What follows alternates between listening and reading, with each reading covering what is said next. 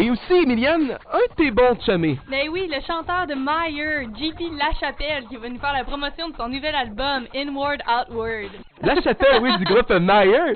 Un excellent début d'avant-midi, Jean-Philippe. Jean-Philippe, est-ce que tu nous entends? Oui, je vous entends, ça coupe un peu, mais ça me fait plaisir d'être sur l'émission. Est-ce que tu peux nous dire un peu d'où c'est que ça vient, Meyer? Meyer, c'est un groupe de musique qui a été fondé il y a quelques années. À vrai dire, on avait un groupe de métal composé de notre guitariste Dave, notre drummer Steph, notre autre guitariste Bruno et un de leurs bons amis Doom. Moi, je terminais mes études en neurosciences à McGill et puis eux, ils avaient besoin d'un chanteur. Donc, on a connecté comme ça et à travers un genre de programme de synergie ensemble, on se rencontre à chaque semaine pour composer. Et puis, 10 chansons plus tard, on a un album. Puis ça continue comme ça. Donc, c'est un processus d'évolution vraiment cool. Parfait. Vous avez fait aussi votre premier lancement d'album le 22 février, votre album Inward Outward. Et comment ça s'est passé? Es-tu content de ton produit? C'est sûr qu'en tant qu'artiste, tu as tout le temps un recul sur toi-même, sur le produit. Et puis, tu vois tout le temps où est-ce que tu veux évoluer. À chaque fois que finalement le produit est prêt, c'est là que tu en apprends le plus sur toi-même et puis en tant que groupe aussi, tu en apprends le plus sur tes membres. Mais en tout et pour tout, on est extrêmement satisfait de notre album puis on est certain que le message va être passé. Merci de poser la question. Qu'est-ce qui vous inspire dans vos textes? Parce que j'ai remarqué qu'il y avait beaucoup de colère, beaucoup de sentiments d'être pris dans une espèce de monde de machines. Ça, c'est vraiment cool comme perspective parce que, en fait, il va y avoir une évolution au fil des albums. Il y a une certaine anxiété, un genre de message là, qui est passé en ce moment. Désolé. Il est vraiment important pour Meyer. Dans le fond, c'est le message de l'évolution personnelle. D'avoir une opportunité pour l'individu qui l'écoute, le message, de s'y retrouver et vouloir faire un changement. Quelconque la raison, parfois, c'est pour sortir d'un certain travail ou d'une certaine situation sociale. On est restreint par, des fois, les éléments à l'extérieur de nous-mêmes. Fait l'objectif du message, de mes paroles, de ma perspective sur la musique que les gars créent, c'est vraiment un genre de fight for the self. Une évolution personnelle, une opportunité pour soi de se prendre en main. Et puis, je trouve que dans ma jeunesse, une certaine colère est nécessaire.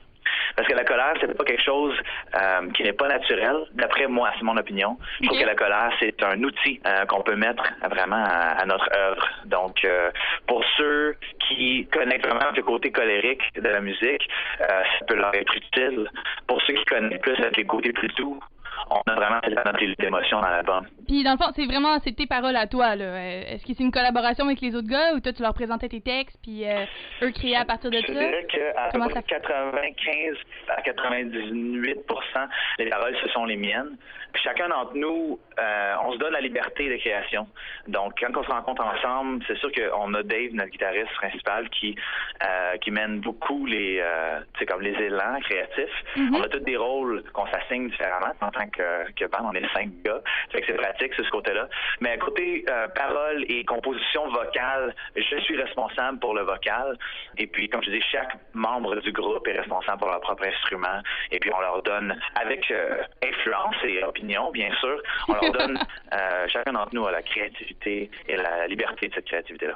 Quand vous créez, comment ça fonctionne? Est-ce que c'est vraiment chacun de votre bord, puis ensuite vous en parlez quand vous vous voyez, ou c'est comment ça se passe vos sessions de jam? Chaque groupe a leur approche particulière.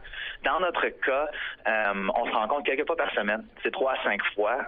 On a une certaine discipline par rapport à ça. Ensuite, on compose peut-être une demi-heure, 1 heure à chaque fois.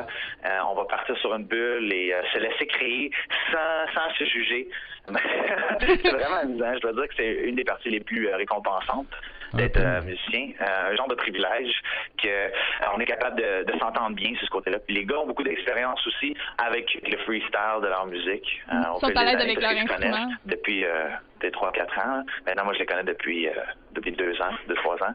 Donc, ça y est, fait qu'on se rencontre ensemble, on part sur une bulle, on commence à composer, et puis parfois, il va y avoir du travail à reprendre, ou par exemple des paroles à rajouter, ou des parties à travailler. On va se dire, OK, les boys, on enregistre la musique, donc on met un iPhone là, sur une chaise, et on enregistre le progrès.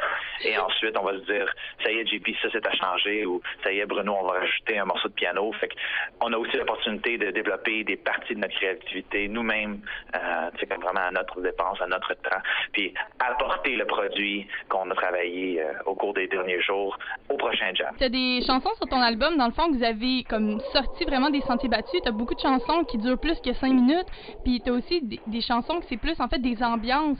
Pourquoi vous avez choisi cette voie-là? Pourquoi on a choisi cette voie-là? Parce que dans le fond, tu sais, des ambiances, tu vois pas ça souvent non plus sur des CD, puis vous en avez au moins 2. C'est super bon. Sérieusement, j'écoute ça dans mon char puis je capote. Vous en avez une, comme la dernière, c'est vraiment de la musique, comme on dirait dans une shop. Ça se peut-tu? Oui. Oui. On est dans une genre de shop. Dans le fond, pour ce qui en est de ces tunes-là, c'est cool que vous connaissez ces détails-là. Mais dans le fond, l'objectif du thème de l'album, c'était Inward, Outward.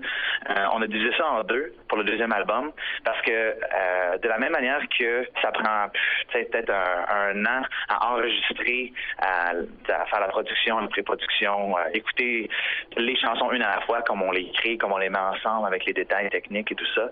Il y a une évolution dans la composition aussi. Fait il y a la première partie de l'album, Inward, c'est plus une introspection qui mène sur un extravertisme, si ça se dit, de l'intention, qui est comme la conclusion de la dernière chanson de la première partie. Okay. Donc, dans les premières chansons de l'album, Inward, Outward, c'est plus agressif, c'est plus frustré, il y a un peu plus une introspection par rapport à la situation de la personne qui va écouter les 4 chansons. Après ça, les prochaines chansons dans la partie Outward de l'album, ça se retrouve à être problème, comment mettre les mains sur sa propre liberté, comment prendre le contrôle de son propre destin, plutôt que de se faire contrôler, ou plutôt que d'avoir les institutions typiques gouvernementales, de l'école, de religion, etc., qui nous influent à un tel point où on leur appartient plutôt que d'appartenir à notre propre voix. Qu'est-ce que je veux dire? Oui, je te comprends totalement. Et dernière question, JP. Pourquoi avoir choisi de faire votre site web et toutes vos chansons juste en anglais? Est-ce que c'est parce que vous boudez Pauline Marois? Ça, c'est une bonne question. Dès notre début, notre intention, c'est de percer. Et puis, nous autres, on n'a pas peur de parler en français, faire des entrevues en français. Alors, moi, j'aime chanter en français. Il y a des gens qui me disent qu'ils chantent mieux en français qu'en anglais. Prononciation, qu'il y a une certaine richesse dans le folklore de la langue. Moi, j'en suis d'accord, OK? Par contre, l'industrie est telle que ça serait une certaine limite selon nos influences. Parce qu'on cherche à atteindre un certain marché européen aussi, etc. On ne veut pas se limiter. Moi, ça ne veut pas dire que je ne peux pas nécessairement faire un album en français non plus. J'ai rien suggéré aux gars, mais financièrement, c'était vraiment moins...